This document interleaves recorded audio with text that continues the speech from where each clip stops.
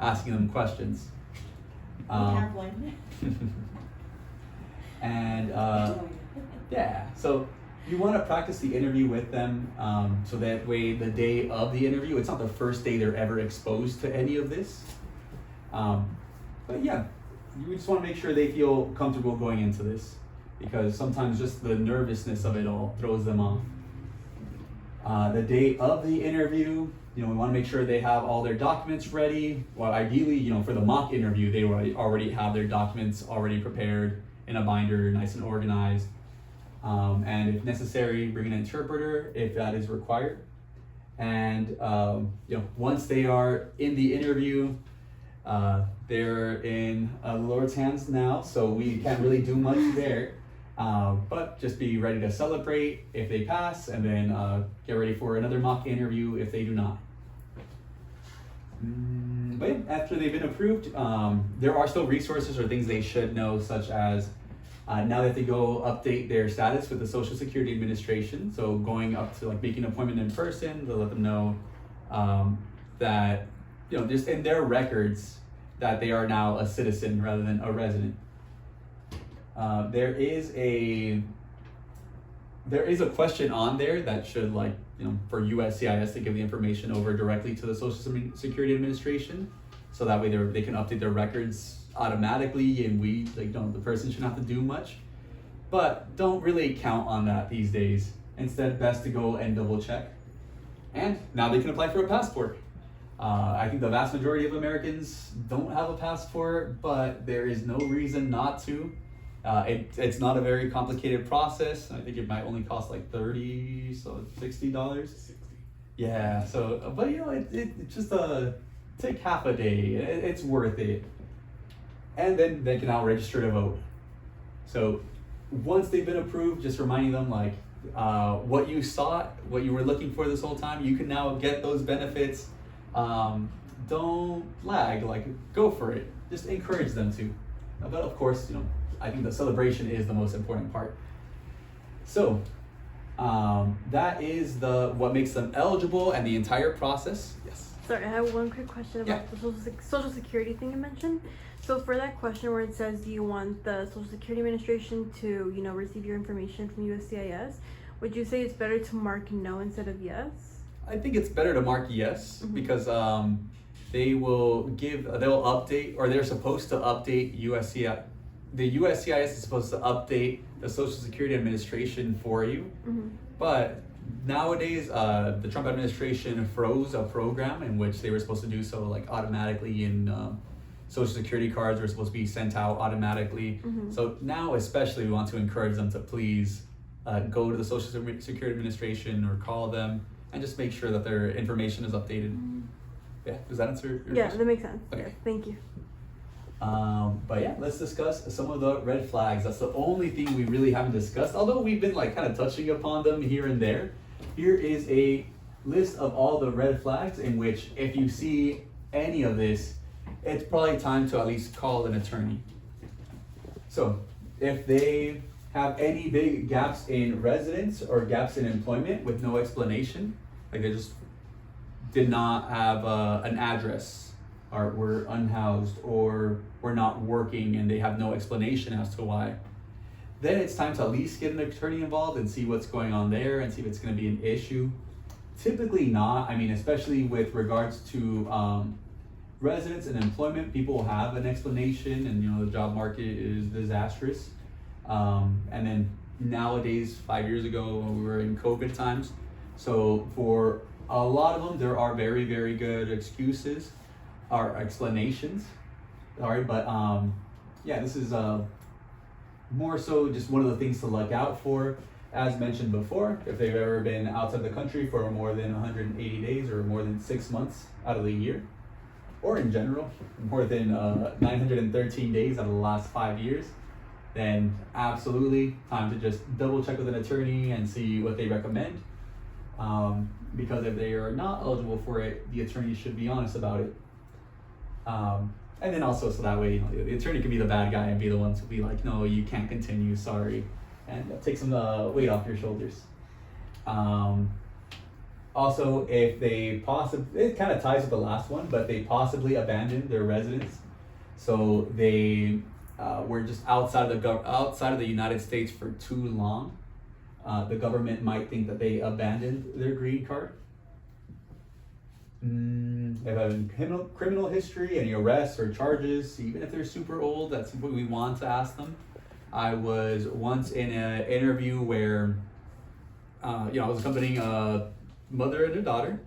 The mother was doing the the mother was doing the naturalization interview, and she had a altercation where she was just arrested. It wasn't a charge, nothing else bad happened, but it was just an arrest from back in 1970 something. And we prepared, but that had never come up. And of course, we were only really worried about the last 5 years, and aside from that, she said no other criminal history. So something came up from 1973 where, like, in the middle of the interview, she finally remembered, like, oh, well,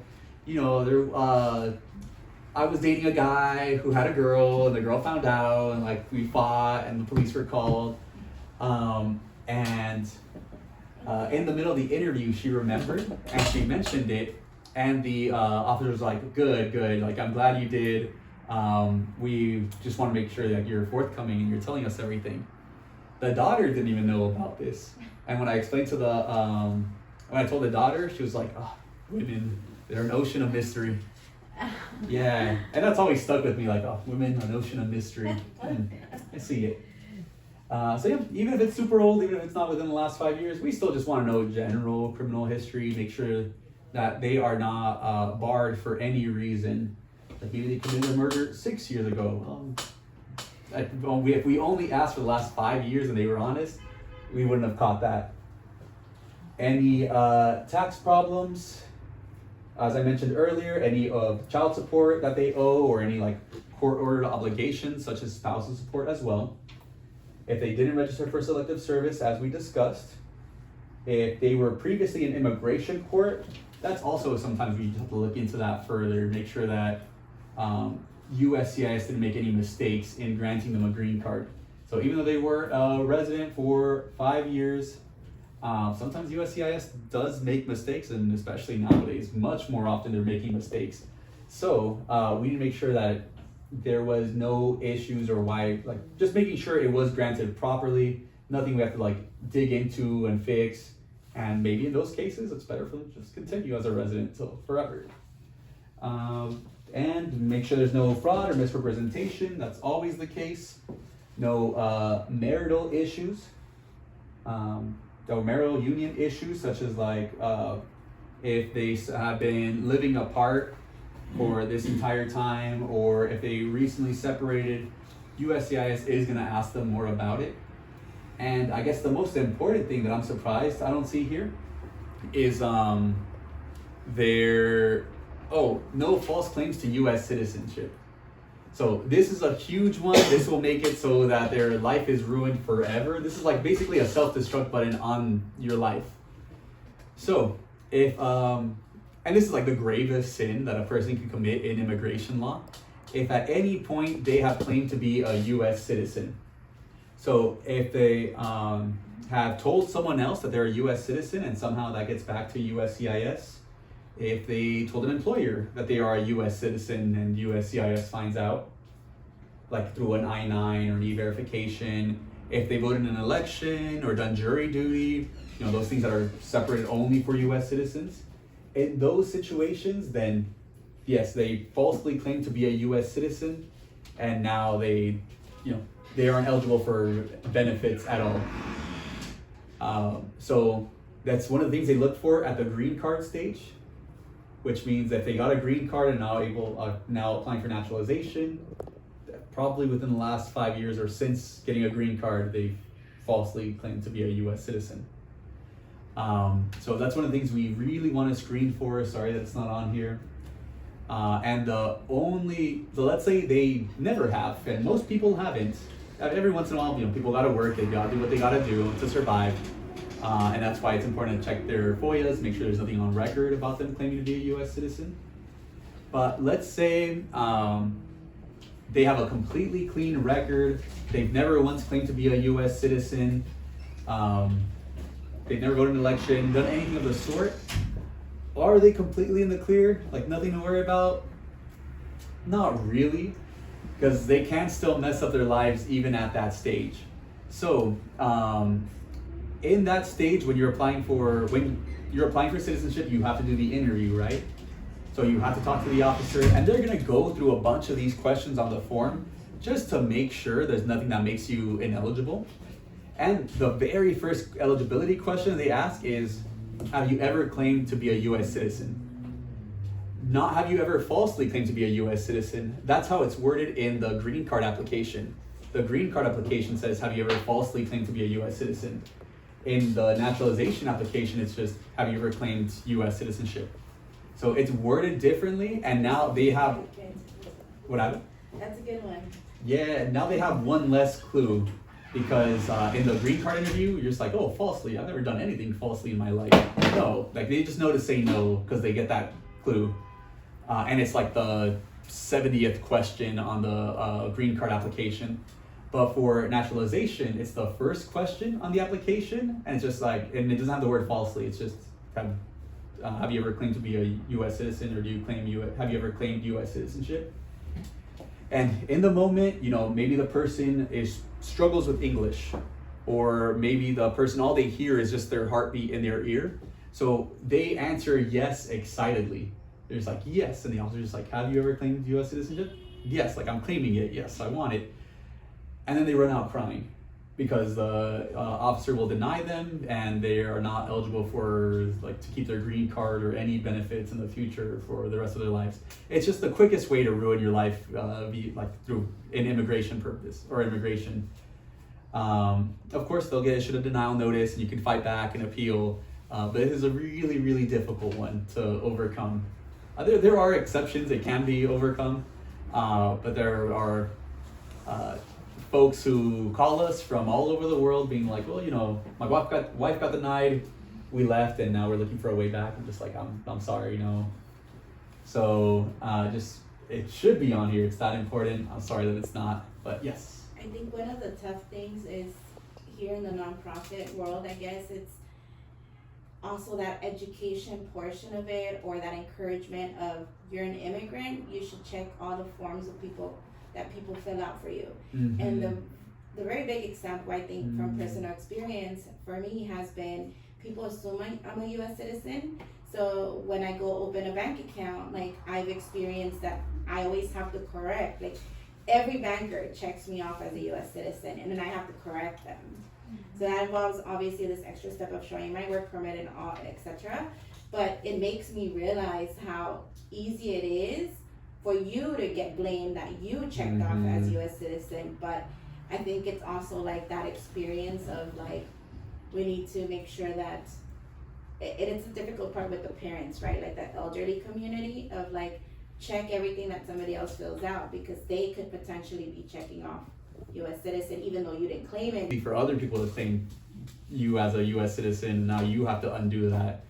It's just about always being on your toes, really. But these are the big red flags that we are looking for whenever we are helping anyone out, and if any of these occur, or claim false claims to U.S. citizenship occur, please hit up an immigration attorney. And I think they can do the hard part of letting them down, so that way you don't have to worry about that, where it's off your shoulders. You'd be like, oh, you heard the attorney, aren't they the worst? And it's also hard for people to believe, until they hear from an actual attorney that they said no. Mm-hmm. Because they're just like, my friend did it, and they have the same thing. Yeah, it's A ver, ¿cómo le hizo tu amigo? Yeah. ¿Cómo? So yeah, and then just one last thing as a reminder: we don't want to get anyone in trouble. We want to be able to help people for as long as we can. So different crimes have different impacts, and to be looking into it and saying, well, this is how this crime is going to affect you, and this is what you need. That's the more we're leaning into legal advice, and we don't want to get in trouble there. As well as the impacts of immigration fraud or misrepresentation, and being oh, all you need is just this and this. These are your next steps for you. Also bordering on legal advice, just to be safe. We don't want to. And then also how safe a case is to file. Of course, if they meet the requirements, don't have any red flags, and we screen them, typically we can, like, as all of us as advocates, can move on with the case. Okay. When in doubt, refer it out, or when in doubt, ask any questions. But if we've gone through the requirements, they meet the requirements, and they don't have any of the red flags, and we've confirmed, then, typically safe to continue. But to be like, your case has an 80% chance success rate, that's murky territory. We want to avoid that. We also don't want to deal with anything regarding the medical forms. I don't have any medical training at all, so I just, that's my reason, that's my explanation. I don't know anything about medicine. We're not doctors. Yeah, okay. I know zero about medicine, so I just listen to the experts like RFK Jr.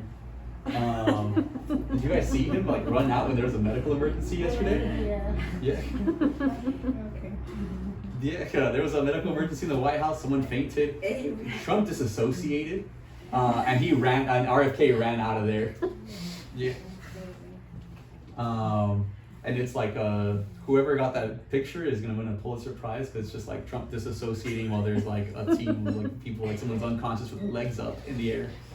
And then with regards to like derivative status or for children, or it is a little more complicated there. Or when there's marriages overseas, it does get a little more complicated. Those cases, I do recommend kind of referring those out just in general to avoid any hassle. Like here, there's both quality and quantity, and we can do both. But the more like extreme or cases, or the less common ones, that may impede our ability to be efficient. So for now, I just recommend referring those out just to keep things safe and to keep things moving and reduce any risks. And I think, if I can add, I think that's the tough part about being an advocate, is that we want you to learn all this stuff. We want you to but a lot of it is like contained within, right? Like, all right, well, now I know I need to refer this case out. Or like, I know that this case needs post-conviction relief, but I need to refer them out to post-conviction relief for them to review it, for them to tell them what to do, right? Yeah. So it's, that's the tough part. Yeah. And I think also, I would just like to add on what you were saying, that sometimes when people know that you're doing something in immigration, or you're working with an organization, they're gonna want to ask you questions, and they're gonna want to come to you, and they're gonna say, hey, what should I do? And you might feel a little like tempted, like, because you want to help your family members or something. Well, a good rule of thumb, and I do it too, is I just always refer them to Emigo and say, they will take your intake, because whatever you're saying, it can be something different on paper. So that's always a safe way for us as advocates not to, get involved like that. Oh, absolutely. Yeah. And that doesn't mean to, distance yourself and not really be friendly or anything. Yeah. At the end of the day, this is a service that, we're helping them out here. And this is a big, that has a big impact on their whole life and their entire immigration journey. Like, we are helping them wrap up their immigration journey. So, this means a lot to them. So here, we want to be helpful, even if it's the 100th person we help that day, we still want to do it with a smile, because they really are going to remember this. One of the people that I helped in years of my first ever interaction with anything immigration related, added me on Facebook, and I still see him every once in a while, like his stuff every once in a while. He still likes my stuff, so I'm just like, dang, this does have an impact on them that they're gonna remember for the rest of their lives. Like, if I were to ask him, he's gonna remember, like, oh yeah, he's from the Naturalization Fair in Orange County, over a decade ago, and I still remember him from that too. So, for all of this, I know it's law, I know it's boring, and I know we're just like, oh, this is gonna ruin their lives, and we have to do this and make sure these things are checked off, and all of it. But that's just by the nature of it being law. In general, we want to be super friendly with them. It is exciting. We are literally playbook. Yeah, this is like if you were accompanying someone towards the finish line of a marathon. Like, you are helping them carry that. Carry the torch towards the end of that. Yeah, like you are their assistant towards the end of a marathon, and then you kind of just let them, you kind of just step aside for them to finish off the race on their own, that being the interview. Like that's the crossing the line, and then you can be there for the oath ceremony if you want. This doesn't mean like don't get involved with them, but those aren't the words I want to use. Like get Be involved careful with with them. your choice of words. Don't get it like emotionally attached. Yeah, just like be friendly, treat them like other people, like treat them like be With professional, with like abide by the rules of ethics. I'll leave it at that. And we already went over interview day stuff. I have a quick question. Yes. I'm gonna go back a little bit with the Yeah. red flags. When we were doing the Maywood workshop, there was an individual who was out of the country almost 5 months, Mm-hmm. and she was getting medical. Is that a red flag too? As long as it wasn't over 6 months, they're still okay. And as long as that was the only trip too. If they had more trips and like the totality of it, like all together, it accumulates to more than 6 months, that's when it's an issue. Even if they were getting like medical treatments, it's still at that point a case you want to refer over, just because if they see that record, they could start presuming that they abandoned their status, even though they didn't. But now it is up to us to like on paper fight back against that presumption and be like, no, well, this is the law, this is the rules. These are other cases where it's similar and nothing bad happened to them. They got approved. Like that's where we have to do more work than like that just falls outside of the scope of this, like how we're helping them out here. Okay, so it's more than 6 months. Yeah. Okay. But out of the year, so if he had another like a few more trips out and it all led to over 6 months, once we file, it could lead to a request for evidence, like USCIS in writing, being like, this looks suspicious. Why were you outside of the country more? Were you abandoning it? Like, it's just like the government being a clingy girlfriend, just like, hey, are you leaving me? I got it. For all of those, literally, we would recommend like you need an attorney present that day. Like you need to. We encourage that, and I think we're starting a new model here where we're like, either we said you need an attorney to your interview, you need to take one, and like getting them to sign a document, because at the end of the day, it's like those things could expand to follow-up questions and more questions. They could get grilled, Okay. We want an attorney there. Okay. But yeah, any other questions? And then, let's see. People get so nervous, so that's.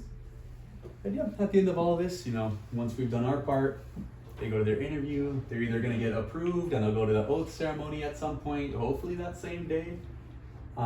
They'll get, if they miss something, they'll get a request for evidence or notice of continuance, just saying, well, we still found this issue even after the interview. We didn't catch it earlier, but now, please just respond to this, and then it'll be an approval. Or they could get denied or a notice of intent to deny, where they have just a few days to respond to try to save the case still. And of course, that's when you want to refer it over to an attorney. And I guess, yeah, some quick references, or just some general reminders or general dates that should stick out in our minds. We can file as early as 90 days before the 3 or 5 year mark. Like, how they say you have to be a resident for either 3 or 5 years. The earliest you can file is like 90 days before that anniversary. For the good moral character period, let's stick with 5 years. Like, just to keep things safe, I would say just 5 years. I know you can't say 3, but let's go with 5. And then to be able to apply in that state, like to do the interview in that state, they have to live there for 90 days before filing. And then we already went over which ones were they? When the age or time exceptions are for the English exam, and we just went over abandonment stuff too. So that generally should be everything. We went over this already. Sure? Oh, well, I guess, yeah. We'll go with this last part. I promise we're at the end of it. Some handouts we want to give to the community. Look, nowadays we are facing a literacy epidemic, and it is getting a little tough out there to give people stuff to read, because they're really not going to read it. Videos seem to be working fine to this day, but I recommend, still we want to give them resources, videos, papers, whatever it is. It's still resources to keep them informed. So some stuff we can give out are checklists to make sure that they are eligible and they can see the requirements themselves. That gives them a lot of peace of mind to see like, oh, okay, I can do this, or oh, these are listed out all the reasons why I wouldn't be able to. Well, I don't have any of that. I can do this. Like, it's motivating. And although Amico has like all the checklists, I created them, but an attorney, her name's Jamie Lefkowitz, approved all the templates. So that's really important, that the checklists are approved by an attorney. Mm-hmm.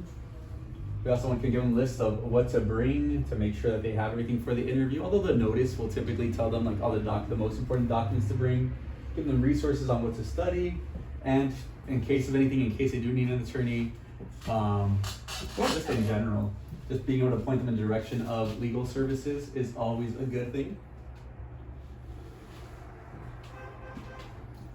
These are some templates you could use later on when we can send over to you, just so you see the general everything that we're doing but broken down. And with that said, yeah, any questions? Any questions? Are you guys sure? So, okay, I guess, everything that you went through is based on right here, the organization, right? Like, meaning that that's where we're leading, this is what we're gonna look to. Yes. Okay. Yeah, so all of this is just general information on what you would be doing. So like the background information, we could totally go over like some practice review. Like we can practice filling it out. Like I pretend to be the client and just giving you my information to fill out forms. But the forms are pretty self-explanatory, and there are other instructions online that you can use to refer. Like, I don't know how to answer question 13 on page 2. You can go to those instructions to just read the extra clarity there, and always ask for help with in case you don't know how to respond to that. But all of this was just to make sure that we are all on the same page on what our responsibilities are, what we can do, what we can't do, and what they like, why they are here, and why we can help them, and just in general explain the process. Yeah. But yeah, any other questions? Oh, well, thank you. Oh, yes. Sorry, another question. For people who have records from like years ago, like for example, a petty theft. Just because I've encountered a couple where they have like a petty theft from like years ago. Even though they cleared it up, would you still recommend they file, or should they go with post-conviction and then file? So for all crimes, it really depends on the crime. So when you're looking at the criminal law, when you're looking at criminal law in general, there's a bunch of statutes, like a bunch of just penal codes, and each one means a different thing. Even though some of them could be related, like, oh, these are the penal codes for all the theft crimes or all the murder-related crimes. They all range, and different crimes have different effects on immigration. So there are some that they can clear up with post-conviction relief. There are some that once it's been over 5 years won't affect them at all, even if it like theft, for example, that's a crime of moral turpitude. So within the 5-year period, to show that you're a good person, it's not okay. They'll have to wait more time. But if it is outside of that period, it's typically okay. Okay. And sorry, yes. it's just an add-on to that question. For crimes and their effect on immigration, do you have like a resource that you refer to? There was one that I had. It's the criminal consequences chart, but it's from like 2016, and I know it's like immigration changes so rapidly. Do you have a source that we could use, or that we could rely on to have an idea? Okay, this person, they can file, or we might need them to refer them to post-conviction. They need to wait it out. Yeah. So great question. Most attorneys use the Immigration Legal Resource Centers chart, which might be the same one that you use, The latest update was September of 2024. Okay, I'll listen to that So one. it's just about waiting for whenever they come up with a update, which is Mhm. typically like April, September, around there every Mhm. year. But that's usually the best one to look into. And then aside from that, it might involve more research just to make sure there have been no new laws or nothing's Mhm. changed since then. And that's when you typically want to refer it out to an attorney. Got it. Okay. But yeah. All right, and then I just wanted to like back up on Maida's question about the Medi-Cal. I know there's a question on there that says, have you ever been outside of the country for more than 30 days while receiving a social a benefit, a public Mhm. benefit? So if someone's like on Medi-Cal receiving food stamps and they are outside of the country for more than 30 days, is that a red flag for immigration? Would that cause some suspicion? Dang, I think so. That one I have to look into further. That one I don't know off the top of my head. Okay. 30 Yeah, days. that's what I was trying to ask. Yeah. Yeah. I If think it 30 days. I read from the food stamps, yes. Mhm. Issue Medi-Cal, no. Okay. Because I don't think Medi-Cal is part of the public benefit, right? Am I right? Yeah, so for with regards to public benefits, there are a lot they can get and a lot that they shouldn't get. For the most part, the general thinking behind all of this is they don't want to give benefits to people who are going to be primarily dependent on the government for income and resources.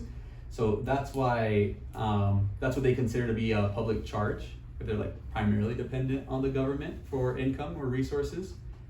There are a lot of ones like resources that they can take, like Medi-Cal, like a lot of state ones are perfectly okay. There are some state ones that aren't okay, but for the most part, most state ones are fine. A lot of federal ones aren't.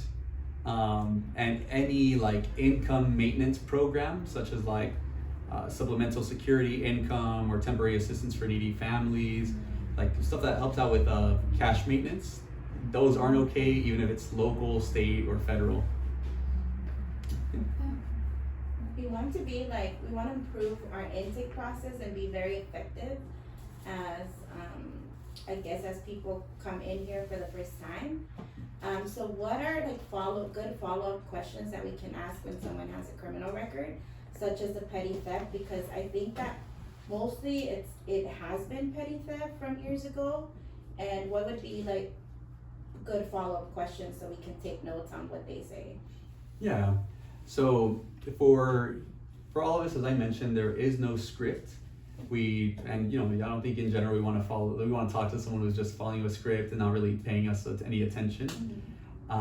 So putting us in their shoes, like a client that we are helping, they don't want to just talk to someone who's just following a script and just checking off boxes and that's all it is.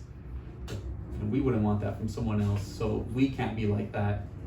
We want to actually listen to them, and like if they give us any information, you follow up on it. If it seems like a red flag, we want to collect all the information about it. And generally with collecting information, I always recommend going with who, what, when, where, and why. So who being them, what happened, where did it happen, so that way in case we need to get a police report or more information. This is just a general way of collecting as much as possible, like as much information as possible, and then from there we can assess what the next move is. So like, when did it happen? Yeah, maybe it happened like 20 years ago. We don't have to worry about it as much. But this is just all, for the sake of collecting information and being able to help them out more. But here, we do want to pay attention to them, so that could involve asking follow-up questions and just chatting with them. Also, just, when in doubt, like not really sure what to ask, who, what, when, where, and why, we'll always collect enough like helpful information to make a decision. And what else? And in general, just paying attention to them, not being outlandish or mean or judgmental, because society considers crimes as a bad thing, so they might feel ashamed or judged to bring it up, so they might not be as willing to express or share. And we never want to shame anyone. Like this, a lot of the immigrant community is a very vulnerable community, so we want to be a judge-free zone, so they can talk to us, and that's the best way to get information, because sometimes clients do lie, and or people lie to us, or it's out of shame, or for their own reasons, and we just don't want to create an environment like that. So did you have a question?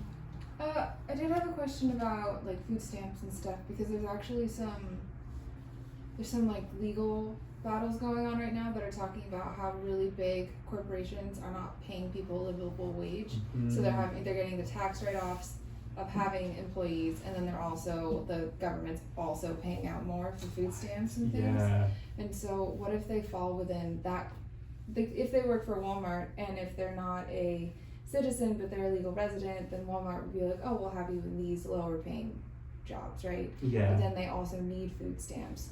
But if they're working for Walmart and they're on like eligible leave, they're still technically receiving food stamps, but they had an eligible leave. Does that make sense? Oh, absolutely, yeah. So it's like that's a very gray area, especially since it's an active like thing that's going on in the courts right now. Yeah. No, that's a great question. So the way they see it, there are some that they shouldn't get and some that they technically can't get. So the benefits they shouldn't get are like a bunch of the cash maintenance, like cash income maintenance programs that they shouldn't be getting at all. Like it's just bad, looks bad on their record, or it will look bad if they're the ones benefiting from it. There are some that they technically can't get, like Social Security. yeah, where it's just like, well, like let's say it's a benefit that's only for a citizen. How did you get that? You must have committed fraud, so that they look into that further. And then at that point, yeah, this is going to be a bigger issue, or if they look into it further, it's going to be a larger issue. So let's see what the strategy is there. Oh, I had a follow-up question that's related to that. Let's just say it's the same thing where somebody gets a new driver's license and somebody like at the DMV registers them to vote. Does that make sense? And they receive it in the mail. So technically, they have proof that they've been claimed to be a U.S. citizen, would not. And then would there be like they would have to go to an attorney to get paperwork, so there's a paper trail where it's like, hey, someone at DMV actually checked this for me. I found out later when I received a voter thing in the mail, I fixed it on this date. Would that be required? Yes. So no, that's an excellent question. Good question. Yeah, and I think you already know the answer to it. Or if not, incredible intuition. I just know everything's a paper trail. If there's a paper trail, you need to make sure that you have the paper trail to fix it. Yeah, as I keep mentioning, it's all documents and information. So here, yeah, that does look bad if they're getting a jury duty, jury summons, but you know, we all know a relative or someone who's gotten a jury summons who wasn't supposed to. It's just unfortunate, but the DMV also makes mistakes, or it's just automated. I don't know why they do what they do. Sometimes they have budget cuts and they don't have a lot of time. I could see that. Yeah, so at I that marked as a boy before. Yeah. Yeah, I had to go back in on my passport because it said I was a boy. I'm so sorry. I should have laughed, but that's funny. It was really funny. I got stopped at the border in Mexico. They were just like, "Oh, you have a counterfeit. You have a counterfeit passport," and it wasn't. I was like 11, so That's funny. yeah, I'm sorry. I was a boy. I don't know if you guys know Nathan Fielder, like the from Nathan For You or the rehearsal recently. He's my favorite comedian. So when he got his green card, it said female on there. Like you got the F for female on there, which cracks me up because that's just something that would happen to him. But yeah, no, you are exactly spot on. Where it's just having a paper trail showing you yourself, the person who could be affected by that, did not purposely claim that someone else claimed that on for them, but they remedied it as soon as they found out. Even if it was years, the key there is as soon as they found out, they took steps to correct that, because that is one of the exceptions if you timely retract it. Okay, so they're like, oh, okay, cool, so you didn't mean to, you never participated in any U.S. citizen only activities. Exactly, and most officers would be cool with just that, but if they're getting an attorney's help, the attorney should help them with collect evidence of that too. Otherwise, why hire an attorney? That's part of their job. Yeah. I have one last question for you. Can you explain a little bit about the capacity of an attorney going, the benefits of them taking an attorney to the interview? Because I think that the idea for them is the attorney's gonna do everything, but I want them to know what you do at a NATS interview and what the process is as an attorney lens. Gotcha. So, when an attorney goes to an interview, they don't have a lot of power there. Unfortunately, they can't do the interview for them. At most, if it is if there are very complicated legal issues involved, the attorney can summarize a lot of it for them on their behalf, just to speed things along, make things easier for the USCIS like interviewer. But aside from that, the applicant is on their own answering the questions. The attorney can't really step in and be like, actually, she answered that incorrectly, that's not true. The attorney and the officer will give each other knowing glances, and like maybe the attorney can ask at the end, can I just add something, or can try advocating for them. But there is unfortunately not a ton of advocating going on there. Like it's not court, we're not giving statements ahead of time or even after. We will try to, we definitely can if we see something's going wrong. But aside from that, we're really just making sure that nothing inappropriate is going on. So if the officer starts yelling at them, or just inappropriate questions about their intimate lives, which sometimes happens very often, at those points, as a general rule of thumb, anything that wouldn't fly at a job interview typically won't fly with a federal government agent in a government building. So, because we expect for them to be professional too. So, when in doubt, the person who is the interviewee has the same power as an attorney, which is raising their hands and asking for a supervisor. And then by law, they have to bring in their supervisor to see what's going on and resolve whatever is going on. But aside from that, the attorney is a warm body who knows what things are supposed to look like, but can't really answer the questions for them. But it is reassuring to have one there.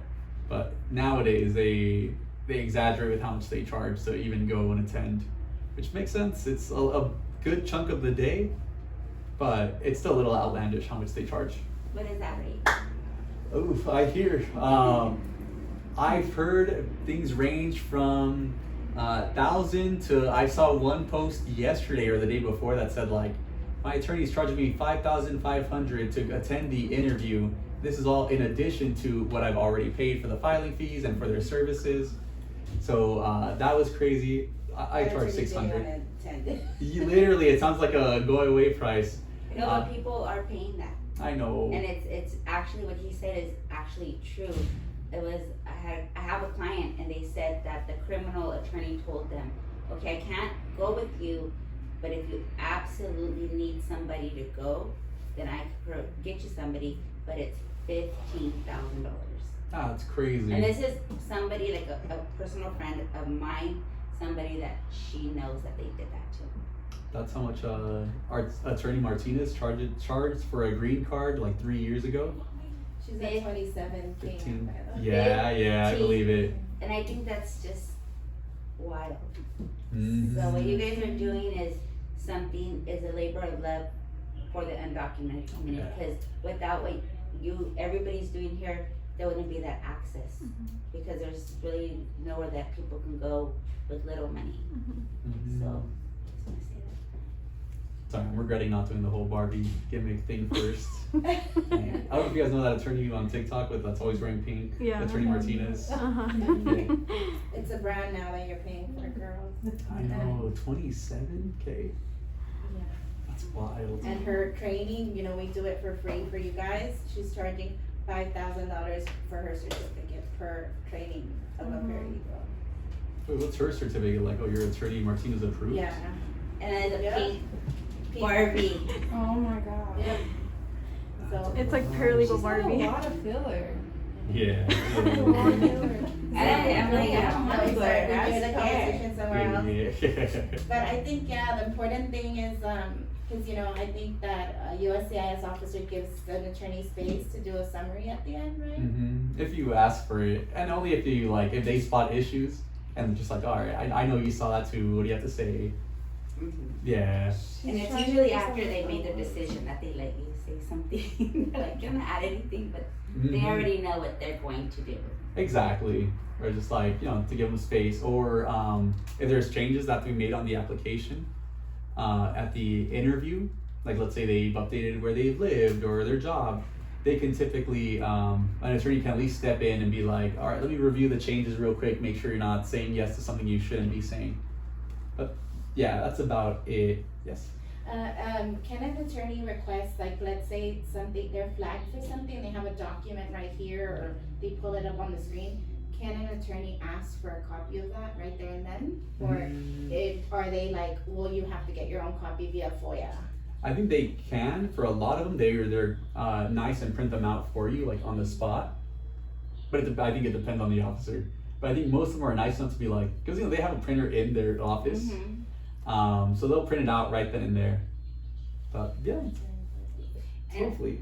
one thing also too is to tell people when they do go to the interview that if they take a family member for the translation, they need to realize that even though they're taking a translator, that the person across the desk most likely can understand his questions, so they know, like if they use a different word, they will correct them. So it's usually better to hire somebody that is not your family, because they won't change the words or try to make it fit. I think if people are paying for an attorney service, I think it only makes sense for them to also pay for interpreter service, because if they dismiss the, basically like this person not good at translating, like, and this attorney doesn't wanna use like the resources of USCIS or